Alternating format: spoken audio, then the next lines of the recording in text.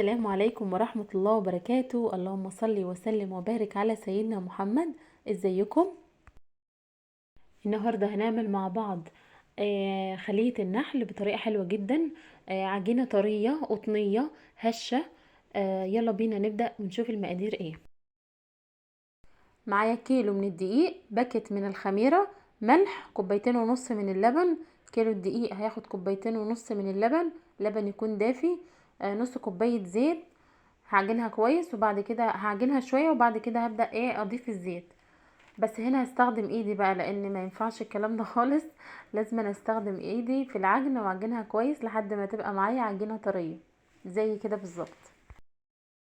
هي كده خلاص خمرت معايا. الحشوة جبنة رومي، لانشون، زيتون شرايح. انا هحشي بالحشوة ديت.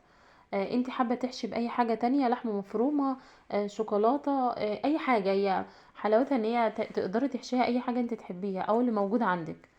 بس انا كده هقطعها لقطع صغيرة وهحشيها على طول.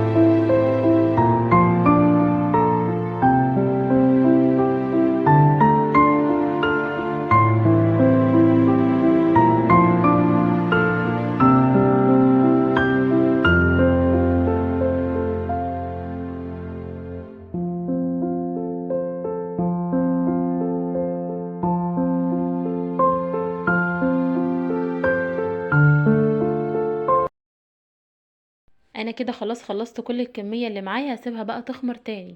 هولع الفرن على درجة حرارة عالية واقفله وبعد كده هحطها في الفرن. هتخمر معايا بسرعة بالشكل ده لو انتوا مستعجلين عليها يعني. هنا عملت بيضة مع لبن ومعلقة خل وهدهن الوش وهحط عليه سمسم وبعد كده هدخلها الفرن على طول.